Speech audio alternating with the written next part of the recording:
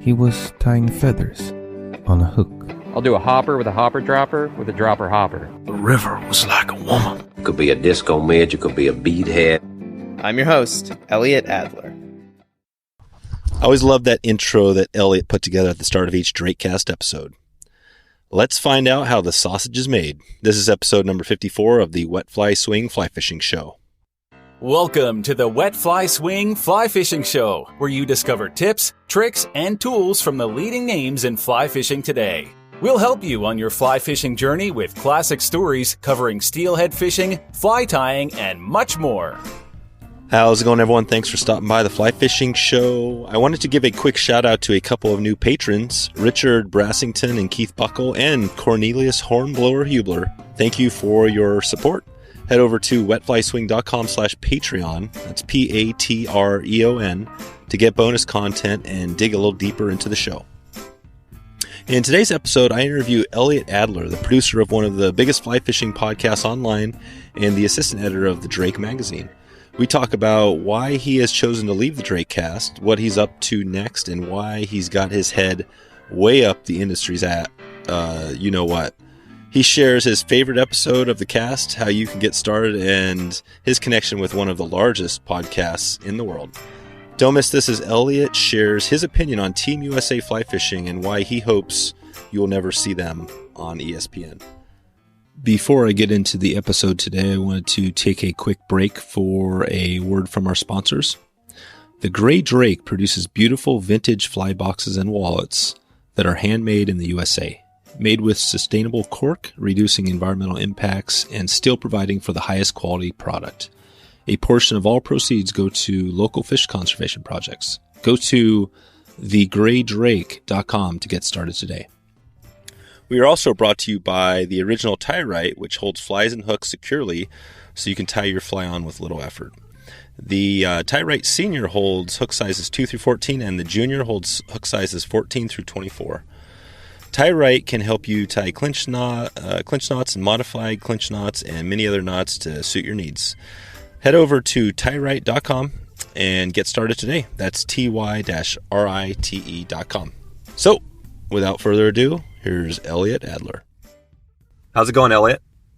It's going great. How you doing over there, Dave? Good. We let's see. We chatted a while. I guess we kind of been talking about the film tour was maybe where we kind of were connecting a little bit. And you've had a lot going on, and you know, the DrakeCast is one of your big projects, and you've got an announcement. I guess you've already made an announcement, but I'd like to dig into all things DrakeCast and your life and stuff like that. But before we get into all that, maybe we can just talk about how you got into fly fishing and how it brought you up to starting the DrakeCast and now where you're at. So yeah, I grew up spin fishing, of course, like most of us did. And one day was out fishing with my dad, and he had recently gotten into fly fishing. We were fishing for bass on a small river in Wisconsin where I grew up. And he handed me the fly rod, which I was a bit hesitant about because my dad had it and he just wasn't cool in my eyes back then.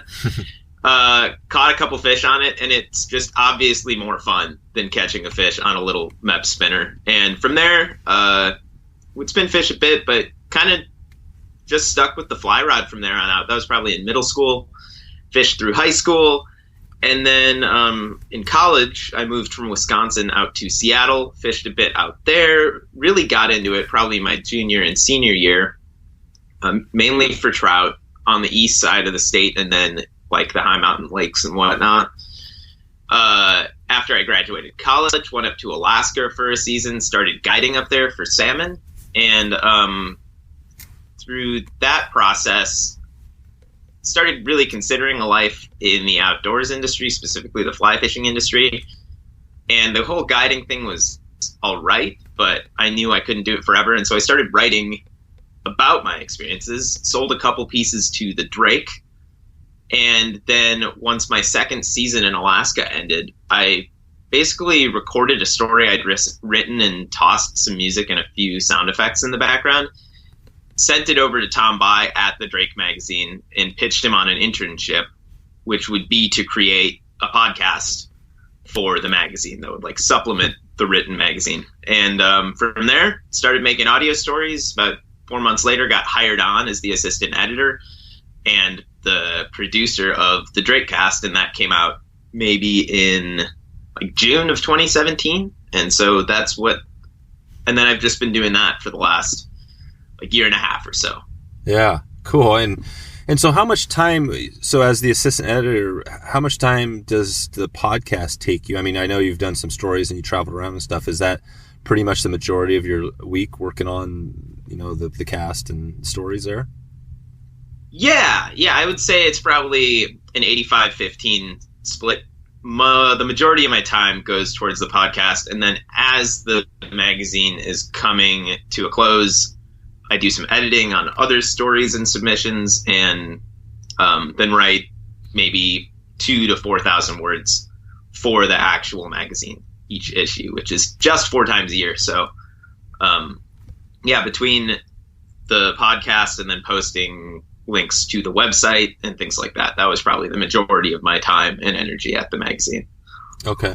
And in a recent episode, you guys had you announced that you're going to be wrapping up the DrakeCast, and that's definitely kind of surprised me a little bit. I do, maybe it was coming, but when you go back to June 17 when you started, what is this kind of, when you look back on it, what you thought, how it would all go down, or maybe you can talk about the whole process and how it's gone for you? Yeah, I think when I started, I was going to be really happy if we could get 5,000 downloads an episode, just as a metric for how this thing could be financially solvent. If we could sustain my time and energy through sponsorships. And eventually we hit that. And so that was really cool. And I got to travel all around and talk to really amazing people and cover some stories that I was really interested in and ask questions that I wanted to know the answer to, and then try to present that all in an approachable manner to listeners. And so I was happy with how things went. I think what kind of led to the end of the podcast is that when I started it, I didn't know what I was doing. And in the last year and a half, I have learned a lot about storytelling and audio production, but I still feel like I really don't know what I'm doing, and I'm not doing it at the caliber that I'd like to be. And so right now it's kind of like going back to school. I'm trying to get an internship within the audio world, so that I can learn what I was doing wrong and how I can basically better tell stories. Because after 50 episodes, I felt like, and I'm sure a lot of my listeners felt like, I had just rehashed the same story, maybe on a different river, kind of over and over again. And I didn't want to become stock or just be plugging these different pieces into the same equation. And so that's kind of why I came to an end. But during the whole process, it was a ton of fun, and I got to travel all over the place, meet tons of great people. Totally no. And I didn't listen to every single one of your episodes, but I listened to a lot of them. And you definitely did an awesome job. I mean, I think that's the cool thing about the way you talk here is that you talk about always improving. And I think no matter who you are in life and where you're at, I mean, we should all be thinking that way, that no matter what level you are, you can always improve. So now it's cool to hear, because I think a lot of people probably listen to your stuff and they're like, man, this is pretty much, to the top of the game, all the editing, and I'm sure all the time you put into that. I know from my perspective how much that should take you. But, I've asked this question, I guess, on a recent episode, and I'm not sure if you've heard of Seth Godin, but he's, got a bunch of kind of marketing stuff out there. I just love the stuff he talks about. And one of the things he says you need to ask yourself when you talk about, building, a movement or a business or whatever is, how are you starting a ruckus? And not sure if that means anything to you, but when you talk about, kind of not being good enough and changing it up and being different, that's what I think about, that you're actually trying to do something a little bit different. Is that what you're always thinking about, trying to start a ruckus or be different than everybody else? I don't know if I think being different is a big part of it. I mean, with any successful business, you have to fill a niche either that isn't filled, or you got to be doing it better than everybody out there, and a lot better than everybody out there, so that you're gathering a larger share of that pie that's out there. And so I was kind of trying to do something different with the podcast, and that was produce stories within the fly fishing industry that have like a narrative edge to it. It's not a Q&A. It's not a back and forth. It's let's start here, ask a question, work our way through that question, and end up somewhere different than maybe where we thought we would end up.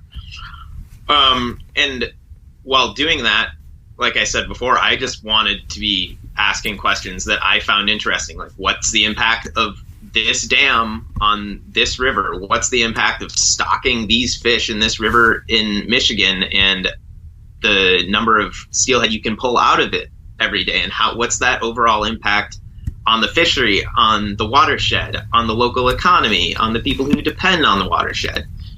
And so that's kind of what I set out to do when maybe we were saying start a ruckus. I don't know if this was a ruckus, but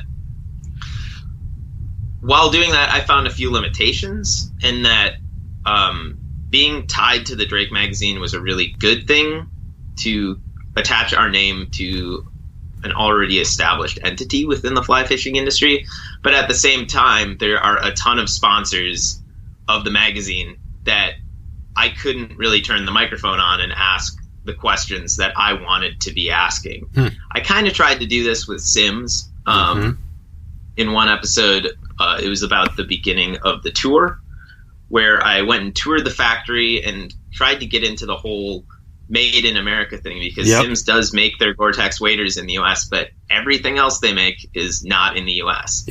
And how could I go in and really highlight that and say, like, you guys are being a little bit hypocritical here, without pissing them off in a way that they were going to pull ad dollars from the magazine. Right. There are other companies within the fly fishing industry that claim to be like very grassroots and small and movements, yet they're owned by huge corporations that really pollute the environment. And when they post on social media the hashtag save our streams, hashtag no pebble mine, those sorts of things, they're really not acknowledging the financial backing that they're receiving that's allowing them to stay in business. And so those are the sorts of questions. And I also just don't think that there's much of an appetite for that within the fly fishing industry. For the majority of people who don't work in the industry, they go to fly fishing for their escape. And they're not looking to read exposés about like Tom wrote one about the Fly Fishing Collaborative and the really shady fundraising tactics that they were employing across the US. And absolutely no one cared about that. I recommend people go and read it. It's on the Drake's website. Just type in Fly Fishing Collaborative. And so kind of the journalism, the reporting that I was trying to be doing, just there's not much of an appetite for that within the fly fishing industry. And I think that's another reason that I'm trying to get out and expand, is to learn more about that and maybe find a little bit more of a willing audience. That kind of segued away from it, but starting a ruckus, you gotta. I think it's right on, man. I think you hit exactly what Seth Godin was talking about, and you're realizing and kind of getting out of this, understanding the stuff you just talked about there, and that is really interesting, because I've had some other guests on, and we haven't got into a lot of depth there, but Steve Duda, we talked about conservation a little bit. I don't talk a ton about that, but I know he mentioned on the show on that episode that we should all be talking about conservation, and we should. And he notes that in every episode, or every issue of their magazine, they have a little conservation piece, even though it gets the least amount of reads, right?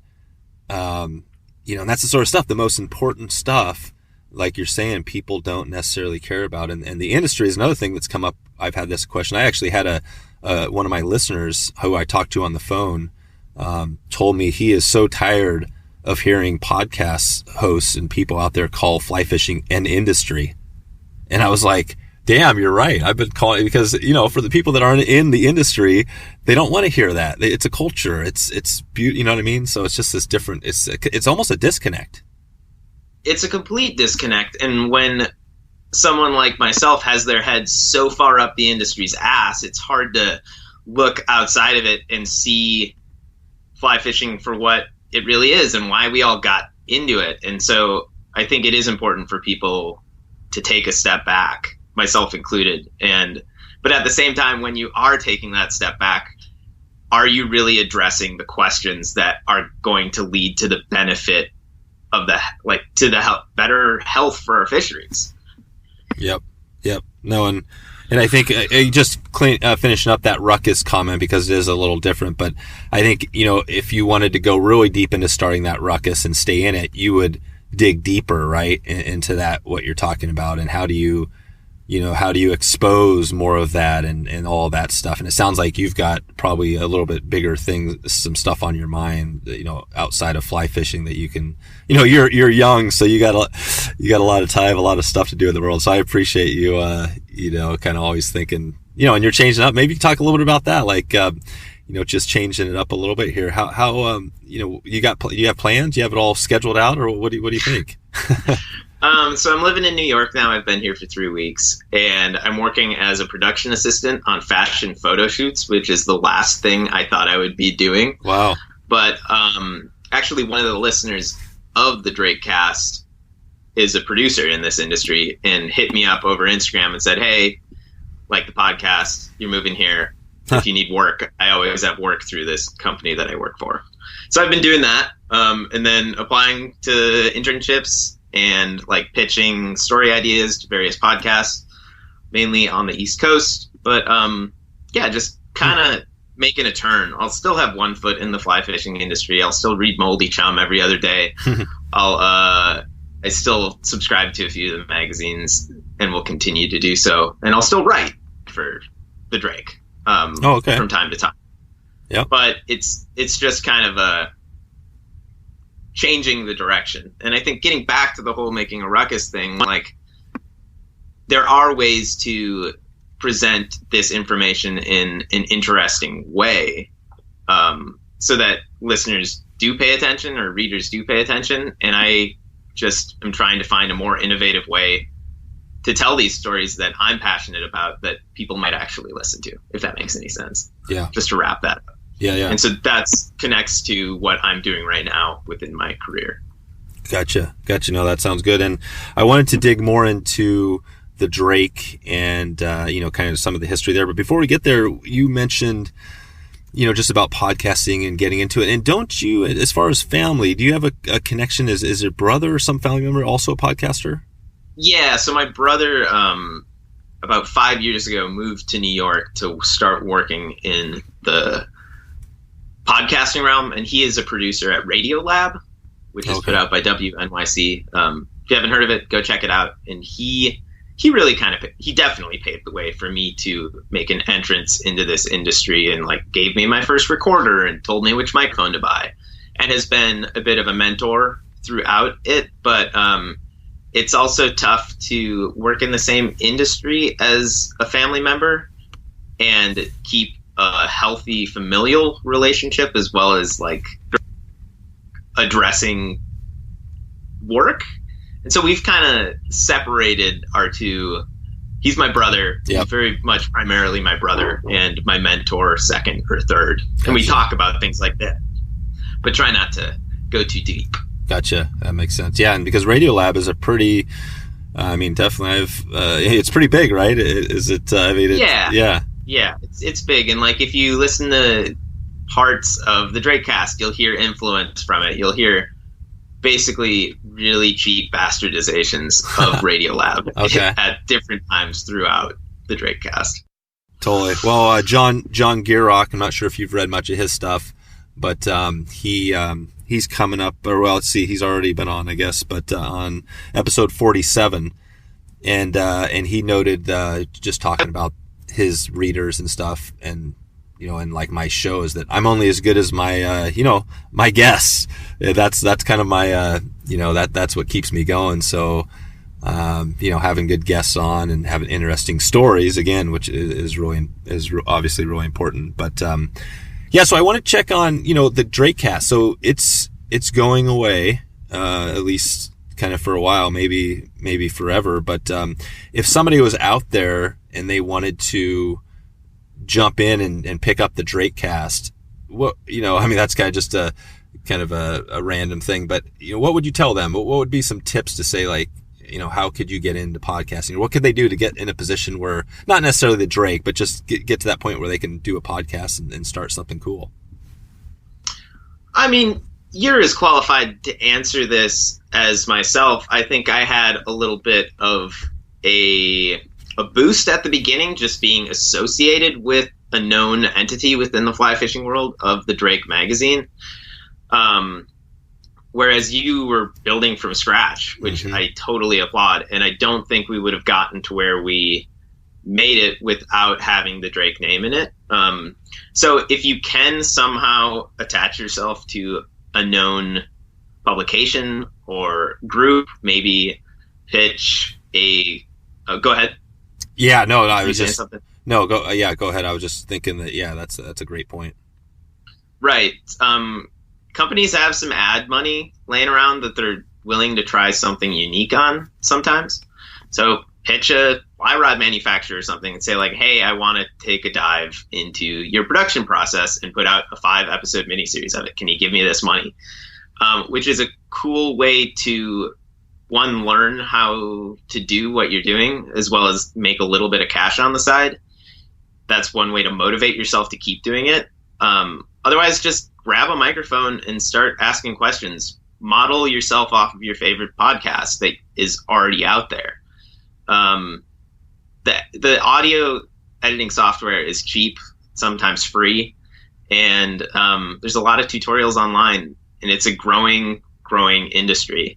And I also think that, like we talked about this earlier, set healthy expectations and achievable expectations. Like for you, it was the 1,000 listeners a month, and you've nailed that, which is awesome. You're probably not going to create a full-time job out of this, but that doesn't mean you can't do it for fun. And there's this cliche that I've been throwing around for a while that's like, all anyone is looking for is some community. And if I look at like the Fly Fishing After Dark or the Trailer Park Fly Fishing podcast guys, like they have a huge community built around that podcast, and they're not making any money, but they're having a good time with it. And I think that's the same thing that you're doing with the Wet Fly Swing. And so if you don't find a community that you're looking for out there, build your own. Yep. That's another, again, Seth Godin, noting him again, he's got a book called Tribes. And it's just a great book for anybody that wants to dig into that exact thing you're talking about. There is that we're all looking for our tribe, and you can start your own and just start. It is pretty easy. It's not easy to be great, but it's easy to get started. And literally you can you could pick up a mic for $30 or even a pretty good one for $80. And a lot of the other stuff could be free, as long as you have a laptop. So, yeah, it's a pretty amazing day and age we live in. You look at my show as a great example. The fact that, I'm basically kind of a nobody, but I've managed to connect with some of the biggest people in fly fishing this year, and had some pretty good shows. And I've learned a lot, and I think a lot of people out there have learned stuff. So no, it's a lot of fun, man. So I'm excited to keep digging into it. I did want to switch to the Drake, magazine and all that. Could you talk a little bit about just the history of the Drake and Tom By, and because I don't have that all kind of in my mind. Is that something you could touch on for us? Yeah, I'll give the real short version. I did interview Tom about this in one of the episodes, maybe somewhere in the 30s.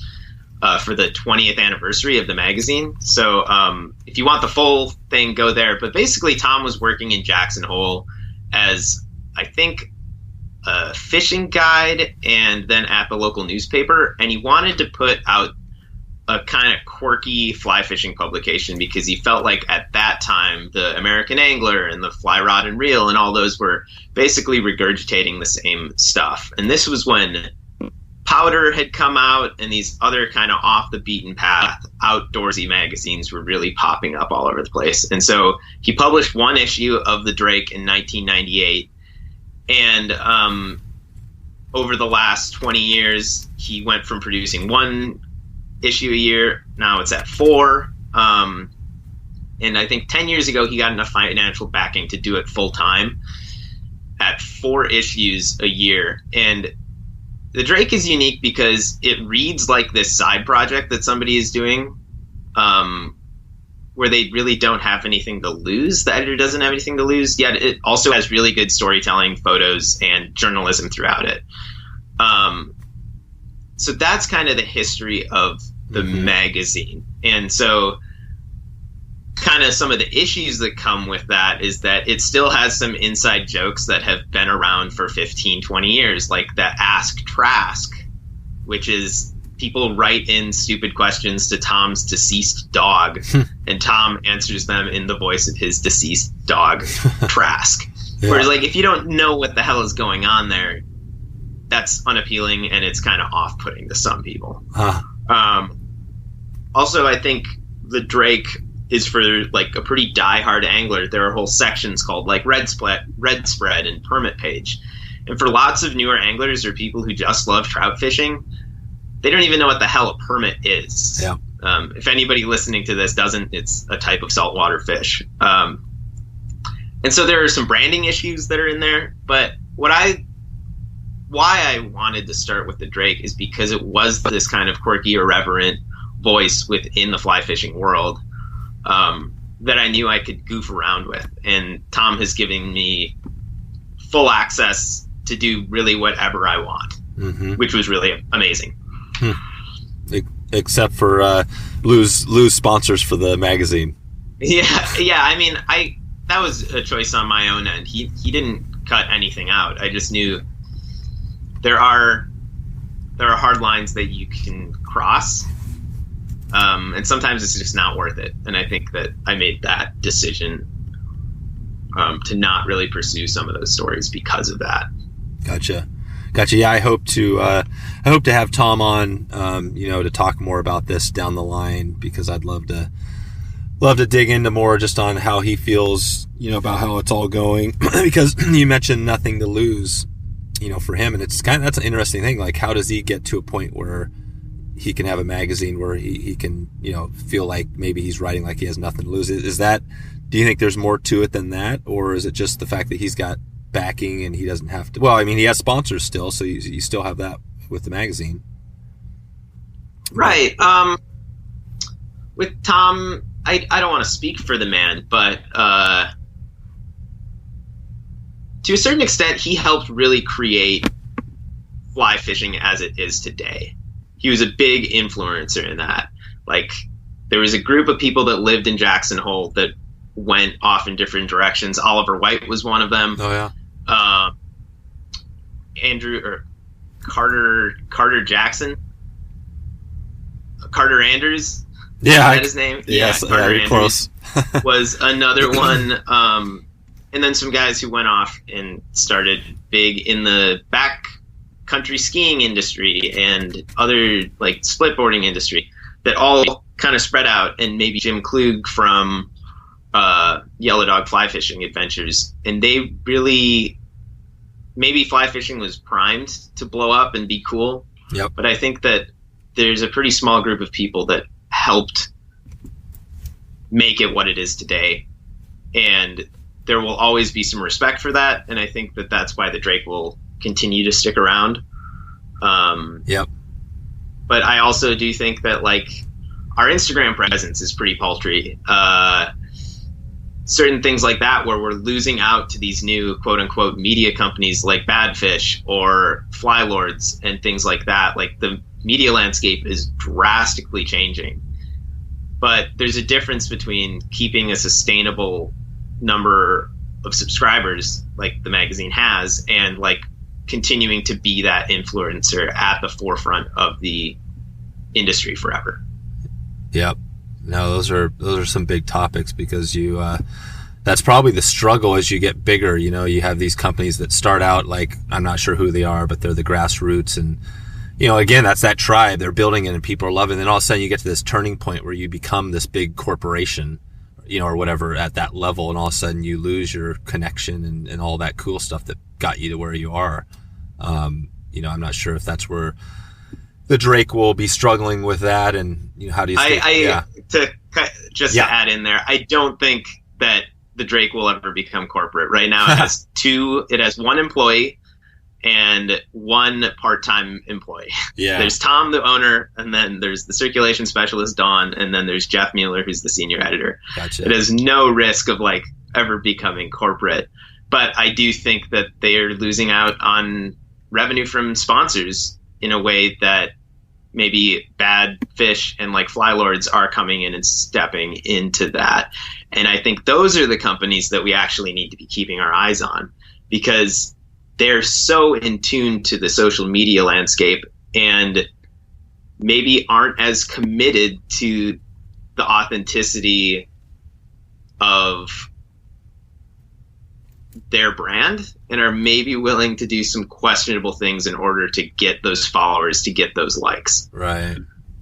I'm trying to set aside the Drake as having these values that might actually be detrimental to the brand and to the amount of money that they're coming in, versus a new era of media companies in fly fishing and anglers and things like that are willing to sell their soul in order to increase their visibility, to continue as an influencer and whatnot. I mean, if you look at the Patrick Duke scandal, that's a prime example. And I think that there's a lot of that going on that is not being called out.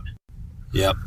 No, I think you're right on. I mean, I totally agree. And it's, I can't put myself in the place of, some of those brands that maybe are doing some stuff that's, I don't know if we call it shady, but just a little bit different, but, I guess it's a good question. I think all the way back, John Shuey, or, let's see, what episode was that? I'm trying to think now. I had, it was a while ago, but we were chatting about, basically, again, that subscribership, how you kind of have this following and, and that's going well. But at a certain time, does that slowly dissipate and go away if you don't keep an eye on the changes with social media and everything that's going on? Or if you just stick to your guns and you have your core group, you're good to go? Those are some big questions.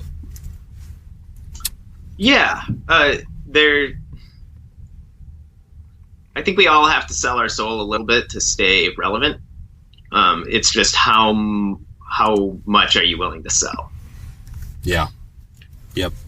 No, where you draw that line. Let's take a quick break for a word from our sponsors. The original Tyrite is a long-standing accessory loved by fly fishermen for decades. It's an accessory you won't live without once you try it. No more drop flies or hooked fingers. If you haven't seen this tool yet, it's pretty simple. It looks like a pin, a little ballpoint pin with a retractable clip that allows you to basically hook the bend of your fly, and so you don't have to worry about fumbling with the tiny little fly or hooking your finger. And you just kind of finish the knot like spinning spaghetti on a fork. Just quickly do your twists and stick the tip it through, and you're good to go. All parts are manufactured and assembled in the USA with a 100% lifetime guarantee. And I like to use the example of the tiny little blue-winged olive in the wintertime. And that's always a good example because, your fingers are cold and sometimes it's hard to hold those little guys. But the Tyrite makes this easy. Using a size 18 BWO, you'd be using the Tyrite Junior. And it just makes it a snap. So just wanted to give a heads up for everyone. This is a great tool from a great company. I'm excited to have them on. And want to get you guys to head over to tyrite.com and check it out today. That's ty-rite.com.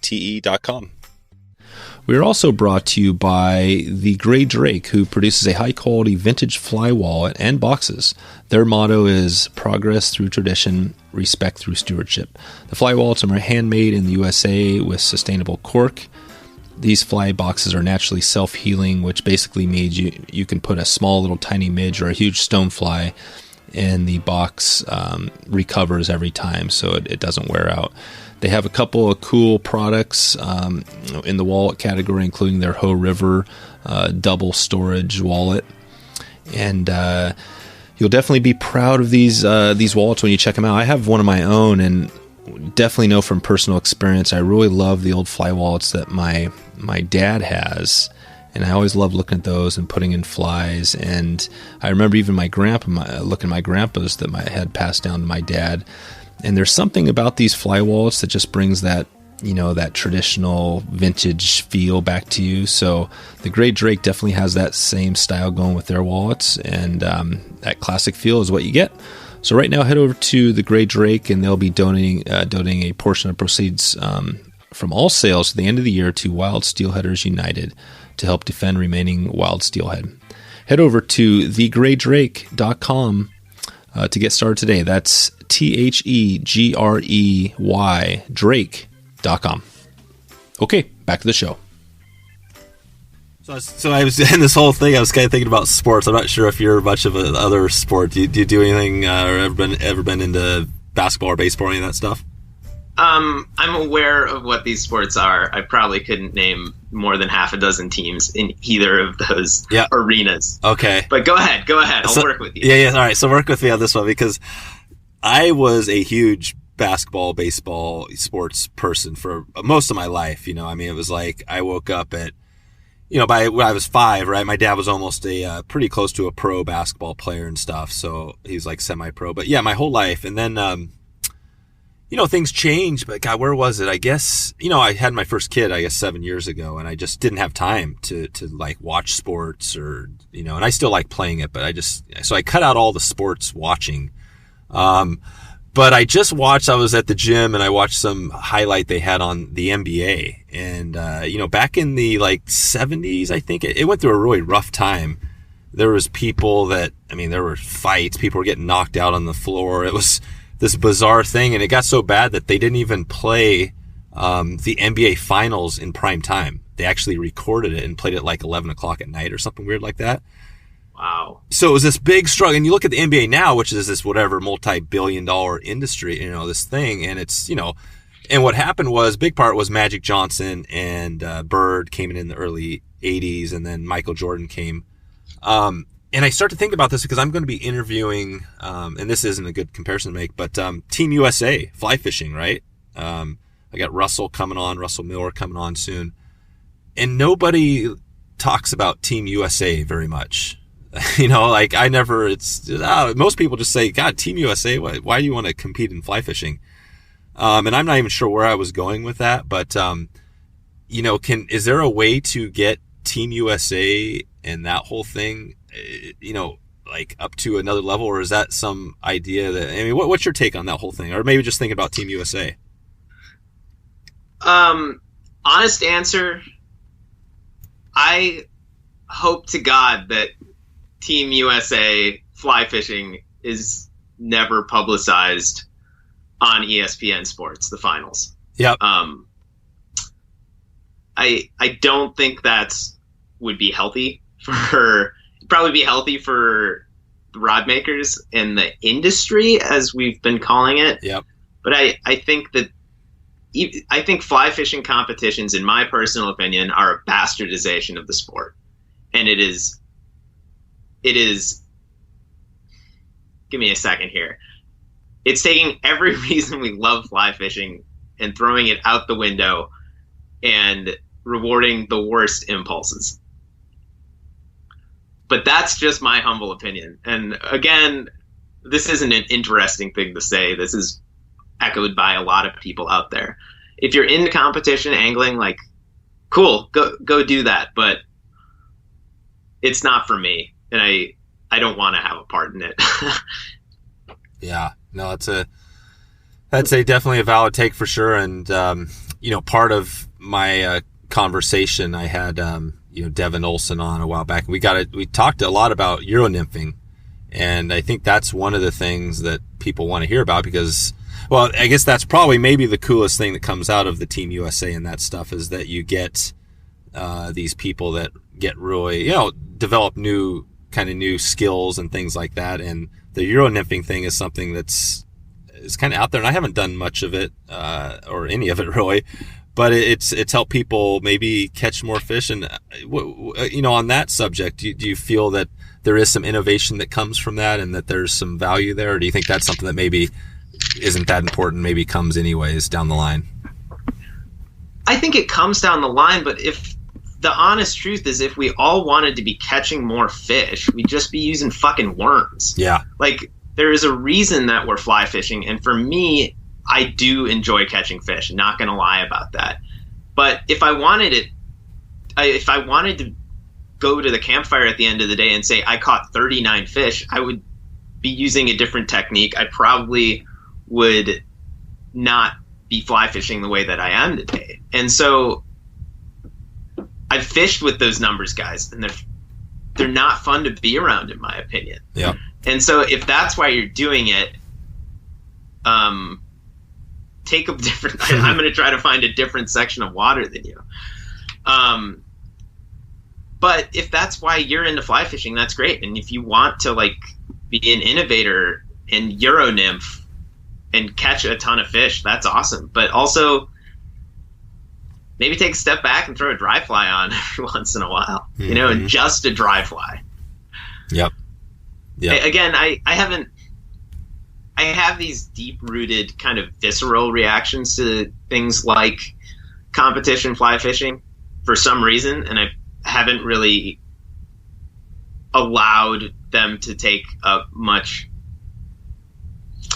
space in my brain, which is not fair to Euro nymphing and the fly fishing competitions. And I probably should be able to sit down and like write out why I dislike them. But for me, it's just kind of a visceral reaction, much like some people would never vote for a Democrat or some people would never vote for a conservative. And I do acknowledge that the way I'm speaking right now is not constructive. And so maybe send me this question and I'll write you an email about why. I think it is. No, I think it is constructive. This is the good stuff because it's it gets people thinking. If you haven't thought about this way, maybe it gets you thinking a little bit differently. And I think again that's the reason why having these conversations are so good, because hopefully maybe somebody will have a different take on it, or at least think of another side. And I think when you mentioned Democrats and Republicans, that's the biggest problem with politics. Well, at least especially right now, how basically it gets so bad that you can't even work together. Bottom line is you've got to be able to like at least work together or talk. And if you get so extreme that you can't do that with whether it's a bait fisherman or whatever, then I think we're kind of in a bad place. Yes. And I was acknowledging myself being in a bad place there, and I would like to move away from that. I have Euro nymphed. I stayed on like a good dude that took me in for a couple nights when I was in the middle of Colorado and my car broke down, was on the junior USA team, and he was an awesome guy, and taught me how to Euro nymph and like caught a ton of fish and helped me do the same. It's not my cup of tea. Also, it hurts my arm to just hold it up at that level the whole time, to be completely honest. But, yeah, no, I hear. So now what's this car thing, the car breakdown? Was this, I think I may have seen some pictures. Was this a big old school Cadillac? No, that's Clyde. That car breaks down all the time. This was about my minivan, but, yeah, there's a whole bucket of bolts and screws about Clyde if you want to go into that. Okay. Well, let me get to a couple more here before, and if we have time, I'll jump into Clyde at the end. Fair enough. What, I occasionally, I guess, ask the mentor question, but just kind of getting to where you, obviously your brother had some influence. Was there anybody else that along the way has helped you to get into this thinking of where you're heading, and I guess it's communications, or what would you call the industry you're in? I'd say it's media. Okay. Just generally it's media. Yeah, I've met a bunch of my brother's friends out in New York through him that work within different facets of podcasting, and they've really been helpful throughout this process. One of the person I'm living with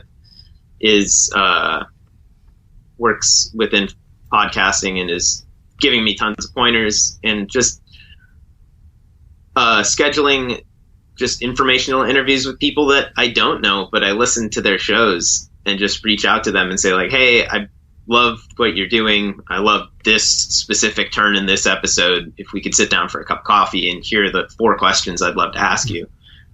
I'd be very appreciative of that. And so in that sense, a mentor. Within fly fishing, Tom Bai has been a huge mentor towards me. I work for the dude, but I haven't spent a ton of time with him.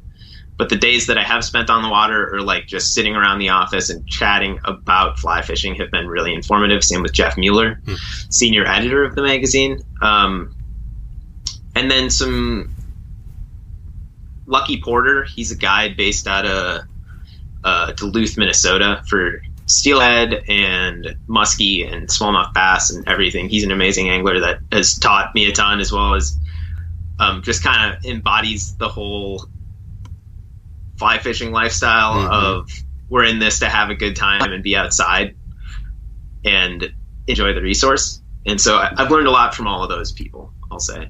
Yeah. Yep. That seems to be a little bit of the struggle sometimes, is that, yeah, we're doing this to be outside, but then sometimes you find yourself getting stuck behind the computer or behind the phone doing social media stuff. So that's a little annoying. It is.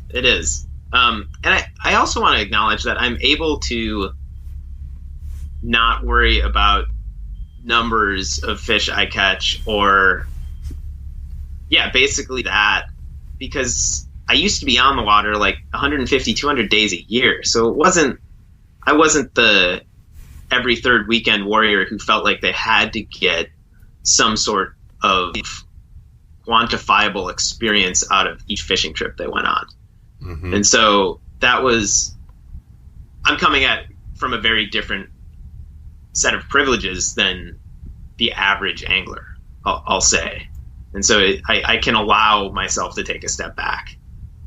But I think now, as I'm going to be fishing maybe once every 45 days, something like that, I might transition a little bit more towards that mentality. Who knows? Yeah.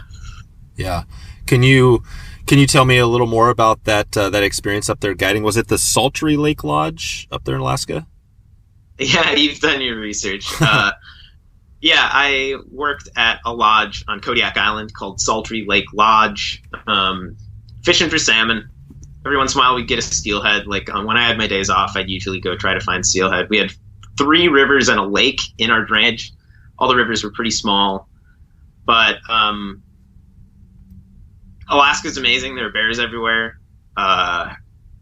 It wasn't the same experience that I have friends who work out at Bristol Bay and they do flyouts every day. We're staying in a lodge and then driving basically souped up ATVs out to different spots on the river. And if you get a chance to make it up to Alaska, I highly recommend going. And if you can, do some sort of wilderness trip in there where you're going to get away from the crowds, get away from the road system. It's going to cost you, but it's worth it. Yep. I've had a couple of experiences up there, and definitely you're right. The wilderness. I had one where I was kind of we jet boated up hours and hours to a remote camp and stayed up there for like a month and a half, and that was pretty much a game changer. So definitely recommend that. So now, but in back to that, I did, as far as I was thinking about Tom Bai again. Just mentorship and things like that. Can you think of one thing or about fly fishing or life that Tom kind of taught you or something you remember? I'd say that I'd been reading the Drake for a while before I pitched some stories to Tom, before I sold some stuff to him, before I started working for him. And he was kind of always this mythical creature to me, as was Steve Duda at the Fly Fish Journal. And eventually I was able to sit down with both of them and eventually work for one of them and work with one of them. And it was a good reminder that these people, your dreams, God, that sounds corny, but the things you're striving for are closer than they appear. And I think you've probably experienced that with getting on the phone with April and getting on the phone with Gierach. And so if you set your mind to something, you can most likely achieve it. God, that sounds corny, but that's probably what I learned the most from Tom. And then I spent a day on a river in Oregon with him floating. And he maybe made 15 casts the whole day and was having a great time. And that really taught me to take a step back while fishing. And it's about the people you're with and enjoying resource, and like poking over under a rock and seeing what you see there after you've swung through it, you know, like, and talking about why a fish might hold somewhere. And again, just taking a step back from the angling itself and considering the experience. Yeah.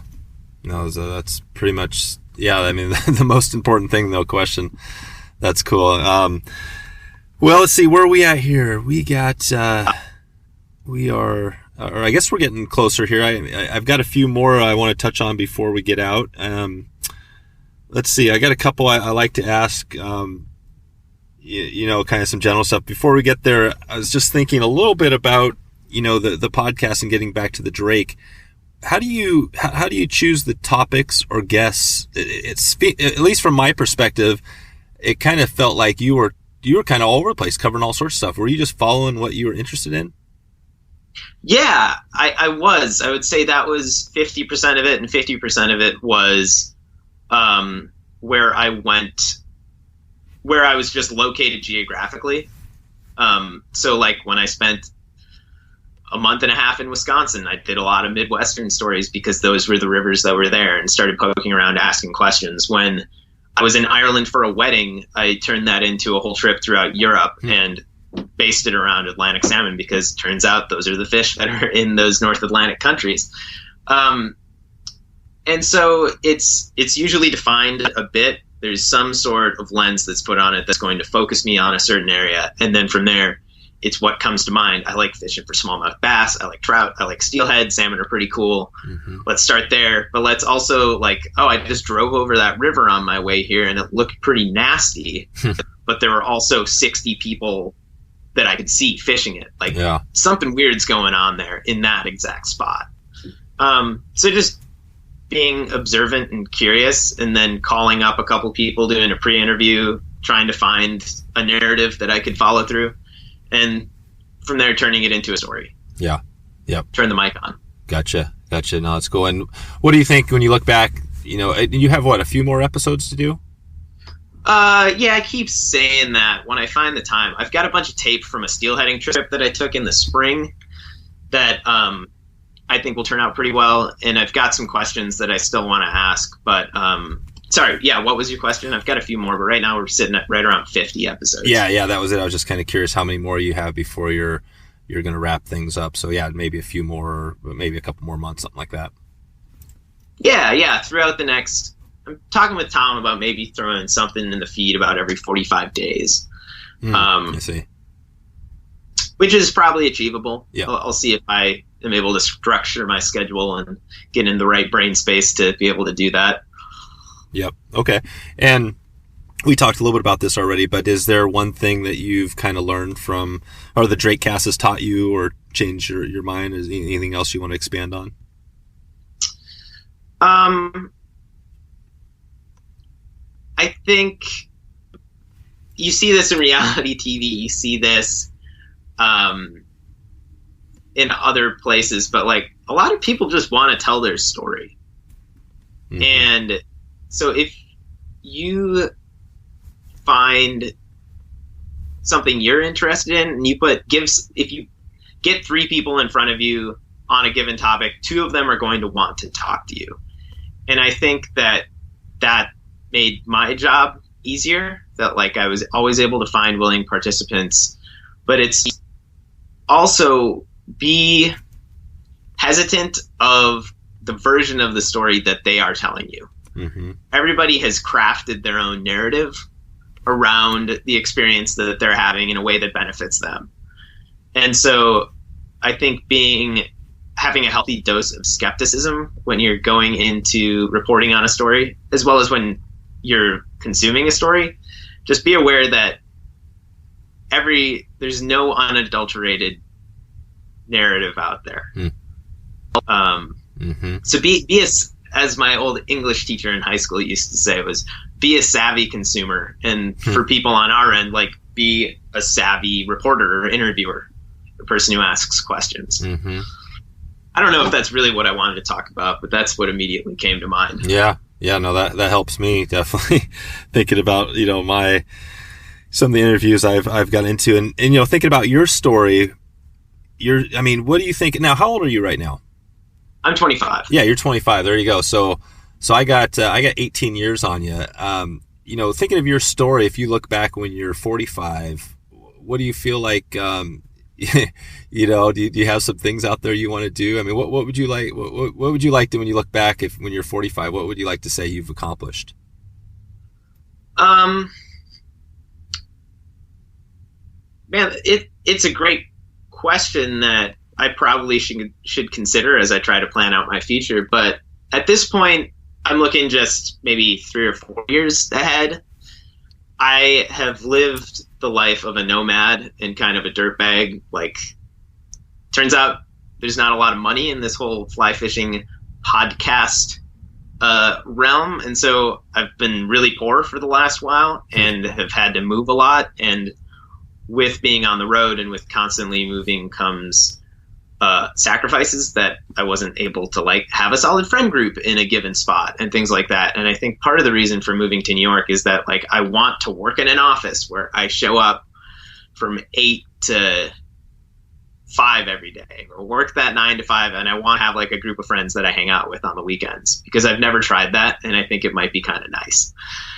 As boring as that sounds, that's what I'm looking forward to in the next few years. And hopefully while I'm doing this, I'm able to gain some skills and maybe carve out a lifestyle that hits a little bit on both of these things that I want, which is independence and ability to travel and ask questions, but also some stability. That's really what I'm looking for right now. There you go. That's pretty awesome. I think, depends on where you're at, in life and who you are. It's cool that you say, you're 25, because I occasionally ask the question to some of my older guests. And that one is, looking back on your life, if you could look at your 25-year-old self, what kind of advice would you give that person? And I've had good answers and bad ones on that, but I think I kind of stole that question, but I think it's a good question to ask because, and again, like I said, I don't always get good answers for it, but you're at a point where now you're looking ahead, and I've mentioned myself that I wish when I was 25, I would have kind of been where you are, you know what I mean? As far as the stuff you're doing, because my head back then was basically all fly fishing. That's kind of all I was thinking about, and I was just a bum, and it was great, but I think, man, imagine if I would have started the podcast back then or done some other amazing stuff, where I would be now. So I don't know. I guess you can't look back and kick yourself, but those are the things that I think about. Right. And I mean, this is also a cliche, but you never know what would have happened if it had been different. Right now, it's tough to get a job because I haven't held anything conventional within the audio production industry. I'm not experienced in a way that looks decent on a resume. And so part of me is man, I wish I would have been serious in college and studied more and figured out what I wanted to do, but I wouldn't have had these great experiences over the last 3 years. So, Yep, for sure. All right. Well, let's see. Just a few more here before we get out here. As far as episodes, do you know which episode was kind of just by a numbers thing was your most popular one on the DrakeCast? Yeah. It's funny because it was the Q&A, just sit down interview that I had with Travis Schwartz, who is Hank Patterson. And it basically looked at the man behind Hank Patterson, who is Travis. How did Hank Patterson come to be? And it's episode number 30. It's called Hoppers and Droppers, the story behind Hank Patterson. Which it's, I think a lot of people have more of an appetite for just a sit down Q&A because it's letting the other person tell the story. And I, of course, threw in some sound effects and clips from Hank Patterson, YouTube videos and things like that.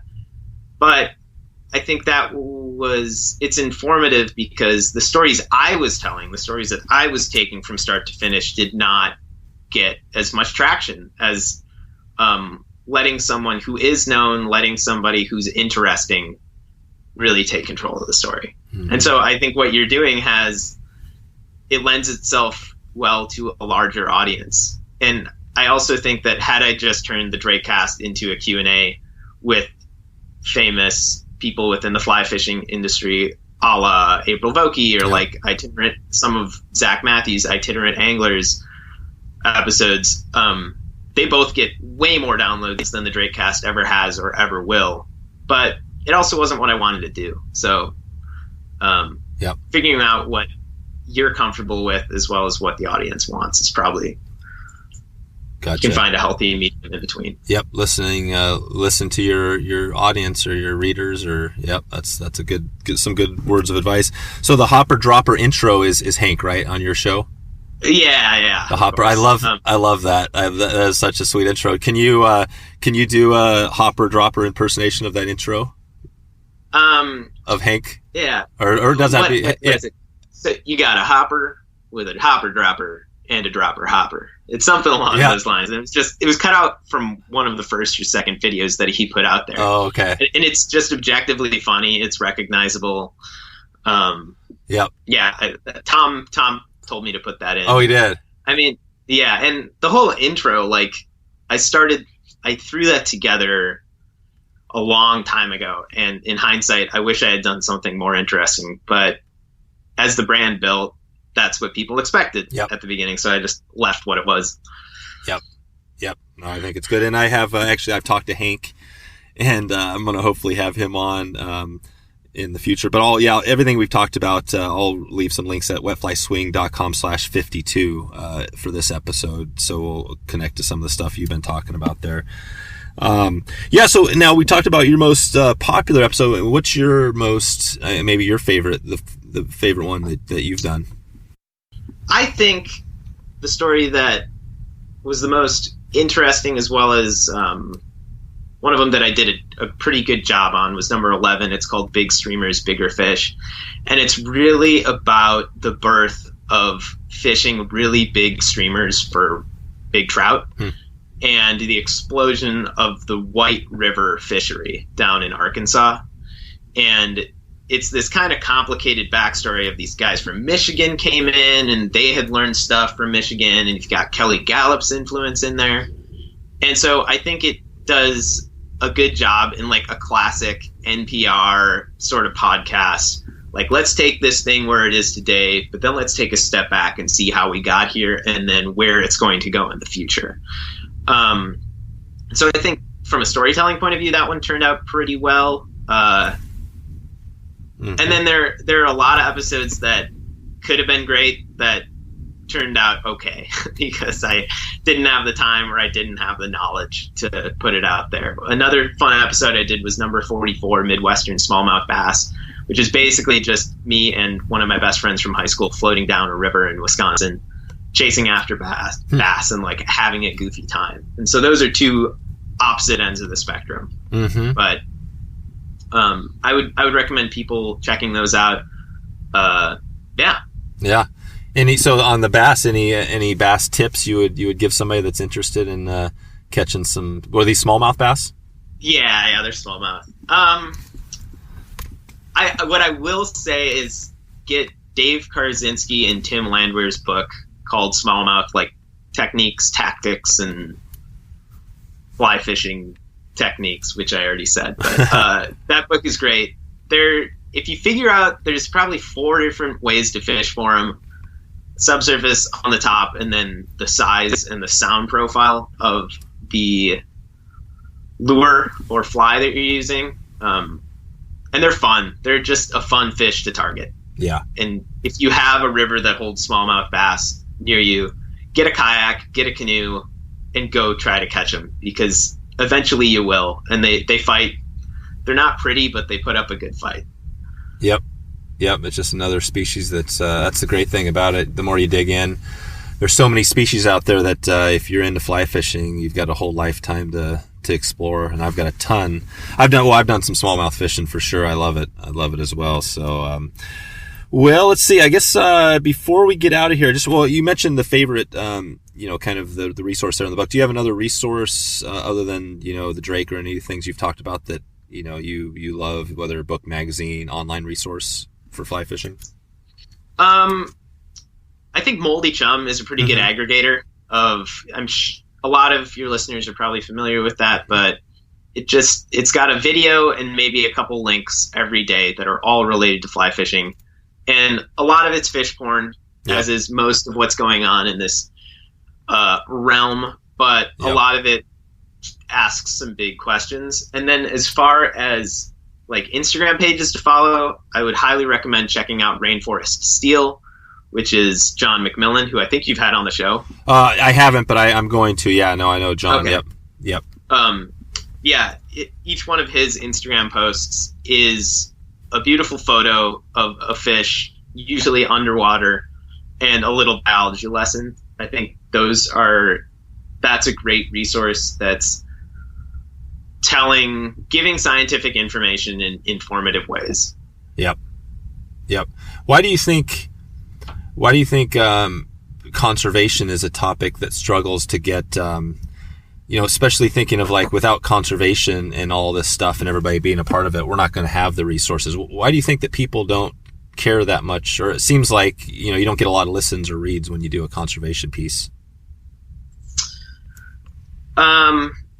That's totally the case. Download numbers drop when you have something that within the first minute is referencing some sort of conservation. But it's not sexy. There's no...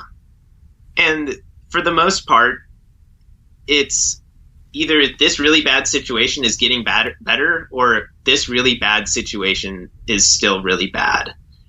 And neither of those are satisfying endings when you consider the climax of the piece. It's non-orgasmic, if you will.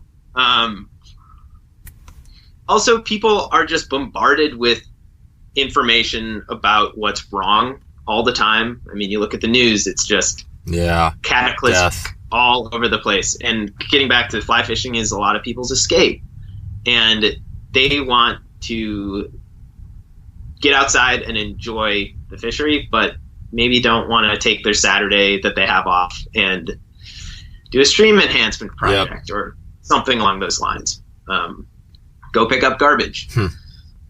So I hear you. It is kind of crazy how the most important thing that we could be doing. But yeah, I think you hit it on the head. That's exactly what it is. There's so much. I mean, I don't watch the news anymore. I mean, that's kind of funny to say, but it's just so bad. Yeah, I don't want to watch the top 5 stories or murder and whatever else is up there. It's like, that's not the news I want to watch. But yeah, no. So, well, we've got a long ways to go for sure, and I'm not gonna ruin this one and talk about conservation anymore. But no, yeah. Anything else you wanted before we get out of here? Anything just about the Drake and that we didn't touch on here? I mean, I got a bunch of questions I think we're not going to get to today, including Alder and Sons Lawn Care, which I looked at your bio and I was kind of like. Because I remember back in those days when I was doing the bio stuff, and it's like, okay, you got to have your everything on there.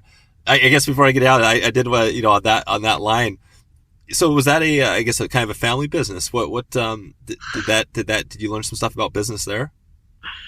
I mean, to a certain extent. In high school, I had a lawn mowing business that I thought was funny to call Adler and Sons because I was 15, 16 years old, and thank God I didn't have a child back then, for the child's sake. But yeah, I think one through line throughout my life has been don't take things too seriously. If you listen to the podcast, I like to make fun of myself as well as the people that are around me.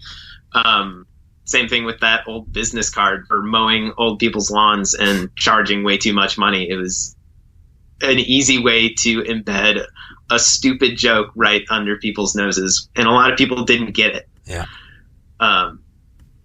So that's where did you find that, by the way? You know what? I think I just Googled you. And I think it actually came up maybe on page 1. I'm not sure. I'll have to look. I might have done some other, but yeah, there was some bio. I don't know. Maybe it was LinkedIn. Oh, it probably was. I think it was LinkedIn. Jesus, yeah. Why the hell is that on my LinkedIn? I know. I love it. It was awesome because I went all the way down the bottom. I was like, I gotta get some stuff here. And I was like, damn, lawn care. This is pretty good. Yeah. For parents who have kids that are middle school age, don't have them get a job at Culver's or McDonald's. Have them start mowing lawns because they get to set their own schedule and they make a ton of money. There you go. That's a great tip. Nice. So, one fly, just all around, maybe pick your species and pick your favorite fly. I mean, what immediately comes to mind that's just most accessible would be smallmouth bass and something like a Murdich minnow that's neutrally buoyant. And if you put some gink on it, it's going to be flashy and look like a bait fish pattern on the surface. And with it, you'll catch smallmouth and pike and the occasional small muskie and things like that. Just like envisioning myself in the home I grew up, which was 400 yards from an awesome warm water river. That's what I took down there most days of the week. Okay. And your bucket list, do you have anything just to throw out one quick one where you haven't been to? Or a fish species or area? Yeah, I'd like to get back up to Alaska in the fall and do steelhead. I've done it a couple times in the past to varying degrees of success, but there's something about Alaska when there's nobody else up there. The colors have changed. It's starting to get the weather's getting crummy, and most of the salmon are out of the system or are staging elsewhere, and you can catch steelhead on a swung fly. Like that's it. I think it's partially like the lower 48 used to be this way, and I can go elsewhere and still do it. There's something magic about it. And just getting the heck out of everywhere, getting into the middle of nowhere, which is really cool. Yep. Yeah. And there's some easy, cheap DIY ways to do that. Mm-hmm. For sure. Yeah, that's something I haven't touched on yet a lot on is Alaska. We've talked BC and stuff like that, but I've got a couple Alaska folks coming on to chat about just that. I'm actually going into I'm hoping season 3 will be kind of a destination DIY season, so I can help some people. Oh, nice. Yeah, help people to get to those places without spending a fortune. So I'm working on that for season 3. Cool, Elliott. Well, I think we're there in the next 6 to 12 months. I know you've got a lot of cool stuff. I mean, this is pretty, anything to expect from you? Are you just going to settle down and we'll see a couple of kids popping out here eventually? No, not at all. I've got a feature coming out probably in spring or summer of the Drake magazine about a brook trout fishing trip that I took up to northern Ontario with Lucky Porter, who's a guide, and Hansi Johnson, who's a pretty fantastic photographer, also from the Duluth area. And so that I'm really just trying to put some words to go along with Hansi's photos because they're really, really fantastic. Other than that, I don't have any fishing on the horizon. I've kind of switched focuses, which is a little depressing, but that's so it is. That's part of the game. Yeah, sometimes you gotta narrow down and focus for a while, and you're not gonna leave it. You can come back to it. Well, I guess if people want to find you, if they have questions, will there be a way that people in the audience here can connect with you? Yeah, I'd say the easiest is probably just hit me up on Instagram. It's at Cobalt Jackson. Cobalt, like the metal, Jackson, like the town in Wyoming. Yeah, hit me up or check out the DrakeCast. If you type it in on iTunes or Stitcher, really any podcasting platform, it's the space DrakeCast, one word. Yep. And maybe don't start at the beginning, but start maybe with episode number 11, the Big Streamers, Bigger Fish, and that'll give you a little flavor of what we've got going on. And check it out. Write a review on iTunes, even if you don't like it. It's good to hear what people are thinking. Yep, for sure. Why? I love this conversation today because, I talk about being able to do these for long episodes, but every time you talk, something else pops in my head, and I think I could keep going off on these tangents, but I'm going to cut it off here because we're at the end for this one. But I just want to thank you for doing the DrakeCast and doing your best to produce a pretty awesome show. And you've definitely taught me some things. Even today, I've got a different perspective on things, and I think that's really what this whole game is all about, kind of learning like we talked about. So yeah, I just want to appreciate you for putting the effort in and the time, and we'll look forward to hopefully keeping up with you down the line. Well, thanks for having me on here. I don't think I've ever been on the receiving end of an interview, and it's kind of fun, but it's also never really done it before, so I probably rambled on about some stuff that it wasn't productive and probably wasn't that interesting to listen to. But yeah, it was good to talk shop with you. Thanks for some great questions that it was a pleasure to think about. Cool. And hopefully we'll be in touch, and I look forward to hearing this and other episodes of the podcast that come out, Dave. All right, man. We'll talk to you soon. So there you go. If you want to find all the show notes with all the links we covered, just go to wetflyswing.com/52. That's 52. Another shout out to our new patrons, Richard Brassington, Keith Buckle, and Hornblower Hubler. We have some fun going on over there, so if you want, you can head over to wetflyswing.com/Patreon. That's Patreon, where $1 will get you started. And one other quick, easy way to subscribe to the show is to text WFS to 31996. You're just a click away. So, thanks for stopping by to check out the show today. I'm looking forward to catching up with you soon and hope to connect with you online or on the river. Thanks for listening to the Wet Fly Swing Fly Fishing Show. For notes and links from this episode, visit wetflyswing.com. And if you found this episode helpful, please subscribe and leave a review on iTunes.